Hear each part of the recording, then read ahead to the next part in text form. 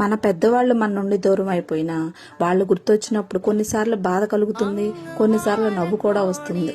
నవ్వేలా వస్తుందంటారా? చెప్తాను. అప్పుడే ఫోన్ పేర్లు పల్లెటూరులో కూడా తెలుస్తున్నటువంటి రోజులు. మా అమ్మమ్మ ఒక ఆవిడ ఉండేది, ప్రస్తుతం లేదు. ఆవిడ నా దగ్గరకు వచ్చి, అమ్మ మామయ్యకి మనవడు పుట్టాడు కదా, నా దగ్గర 1000 రూపాయలు ఉన్నాయి, అయ్యి ఫోన్లో పంపించవచ్చు అంట కదా, పంపించమ్మా అనింది. సరే అమ్మా అని చెప్పి పంపించా. పెద్దవాళ్ళు ఏంటంటే వాళ్ళ దగ్గర ఉన్నాయి మన వాళ్ళకి ముని మన వాళ్ళకి అలా వాళ్ళు తృప్తిగా ఫీల్ అవుతుంటారు అలా ఇచ్చి. ఆ తర్వాత ఒక 2 నెలలకి మళ్ళా వచ్చింది. అమ్మ చిన్నమ్మ గారింట్లో, చిన్నమ్మ వాళ్ళ తోడుకోళ్ళ ఇంట్లో పెళ్ళమ్మ, నా పెద్ద గొలుసు ఉంది, ఫోన్లో పంపించమ్మా అనింది.